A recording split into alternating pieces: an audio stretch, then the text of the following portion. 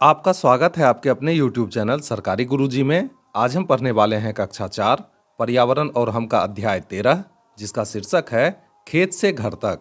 अध्याय के बीच जो प्रश्न हैं उनका उत्तर हम साथ ही बनाते जाएंगे। तो आइए पाठ शुरू करते हैं। मेरा नाम बसंती है, मैं सुहावनपुर में रहती हूँ। मेरे पिताजी किसान हैं। हमारे खेत में धान, गेहूँ, दलहन, तिलहन, सब्जियाँ आदि बोई जाती है। जब फसल बोने का समय आता है तो मुझे बड़ा अच्छा लगता है। मुझे भी खेतों में काम करना अच्छा लगता है। प्रश्न संख्या 1। आपके गांव में कौन कौन सी सब्जियां, दाल, फल तथा अनाज उगाए जाते हैं? तो आइए देखें। क्रम संख्या: अनाज, दाल, फल, सब्जियां। अनाज में है गेहूं, धान, मक्का, जई। दाल में है चना, मूंग, मसूर, अरहर। फल में है आम, लीची, पपीता, अमरूद। सब्जियों में है परवल, लौकी या कद्दू, टमाटर, भिंडी। पिताजी बताते हैं कि फसल अच्छी हो इसके लिए बहुत मेहनत करनी पड़ती है। सबसे पहले फसल को बोने के लिए खेत की जुताई करनी पड़ती है, फिर बुआई, निराई गुराई और हाँ, समय समय पर पानी भी देना जरूरी है। कुछ अनाज जाड़े में बोए जाते हैं और गर्मी में काटे जाते हैं, और कुछ गर्मी में बोए जाते हैं और सर्दी में काटे जाते हैं। प्रश्न संख्या 2। तालिका को भरिए। क्रम संख्या: गर्मी में बोया जाने वाला अनाज, जाड़े में बोया जाने वाला अनाज। तो आइए देखें।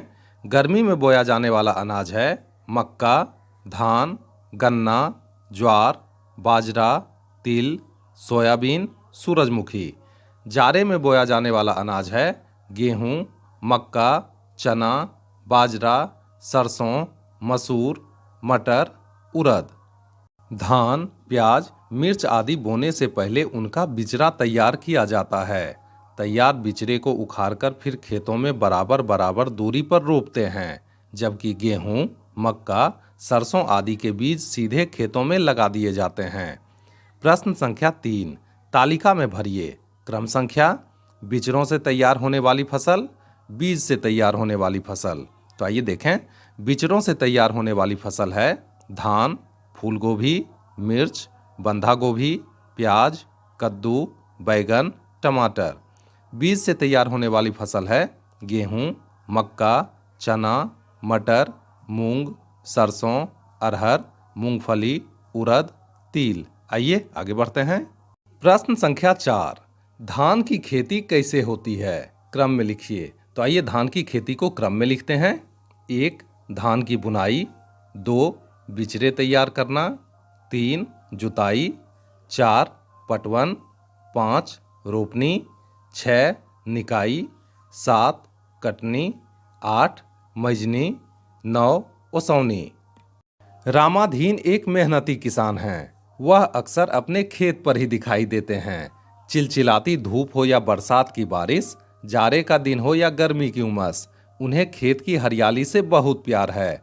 वह सुबह सवेरे उठ जाते हैं, खेत से सब्जियों को तोड़ते हैं और टोकरियों में भरकर सड़क के किनारे रोजाना 5:30 बजे आ जाते हैं। टेम्पो पर लादकर सब्जियों को बाजार पहुंचाते हैं। प्रश्न संख्या 5। रामाधीन सब्जियों को बाजार क्यों ले जाते हैं? तो उत्तर है रामाधीन सब्जियों को सब्जी मंडी में बेचने के लिए बाजार ले जाते हैं। रामाधीन के गांव में ही करीम चाचा हैं, जो रोजाना सुबह सवेरे सब्जी मंडी जाते हैं। टेम्पो या ठेले पर तरह तरह की सब्जियां तथा फल लाद कर लाते हैं।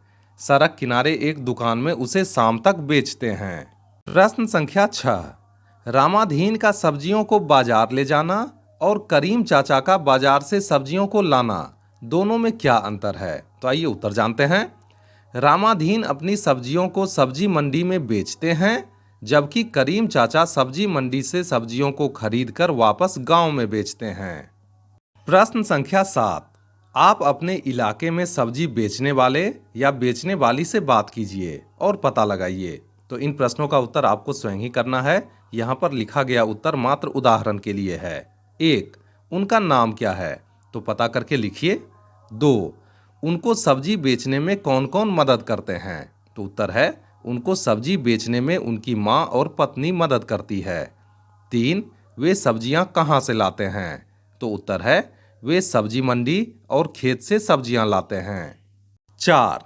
दिन भर में कितने घंटे सब्जी बेचने का काम करते हैं? तो उत्तर है वे शाम 3 बजे से 7 बजे तक लगभग 4 घंटे सब्जी बेचने का काम करते हैं। प्रश्न संख्या 8. उनसे किन्हीं 3 सब्जियों के बारे में निम्नलिखित सवालों को कीजिए और लिखिए।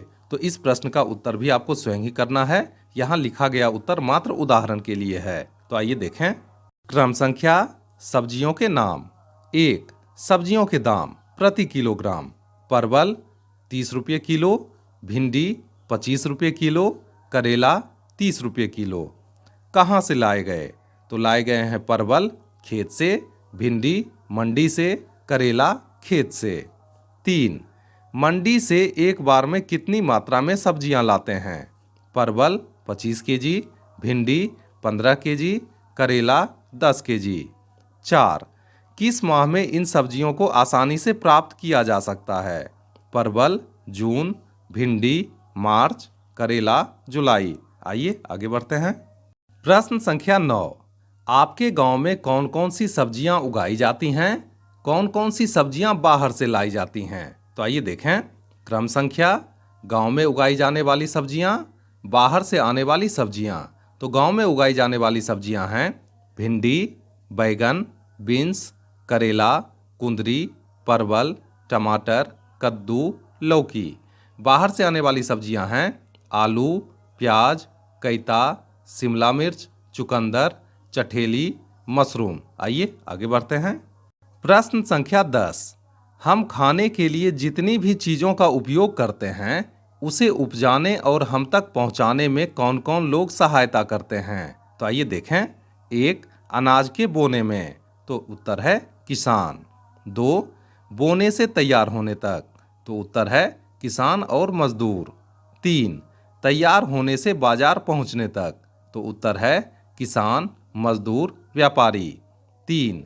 बाजार से आपके घर आने तक। तो उत्तर है व्यापारी और हम। प्रश्न संख्या 11. भोजन बनाने में विभिन्न तरह के मसालों का उपयोग होता है। आपके घर की रसोई में कौन कौन से मसाले हैं उसकी एक सूची बनाइए। तो आइए मसालों की सूची बनाते हैं।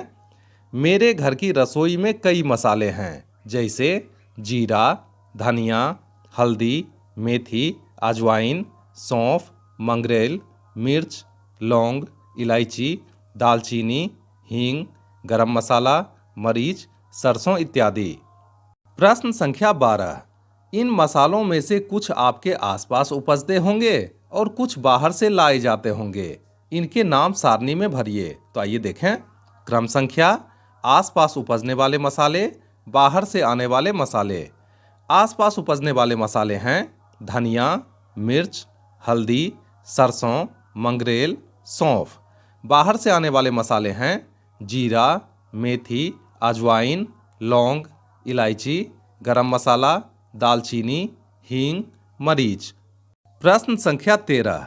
शिक्षक की मदद से पता लगाइए कि बाहर से आने वाले उन मसालों का उत्पादन किन राज्यों में होता है। तो आइए देखें।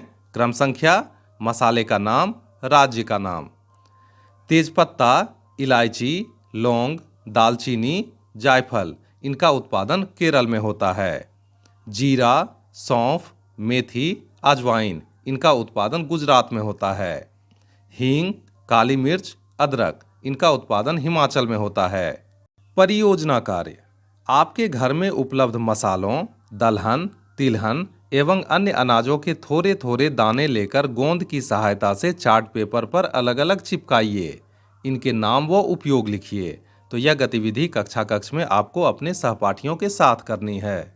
इसी के साथ पर्यावरण अध्ययन का यह अध्याय पूरा हुआ। मिलते हैं अगले वीडियो में नए अध्याय के साथ। तब तक के लिए स्वस्थ रहिए, मस्त रहिए। आपका बहुत बहुत धन्यवाद।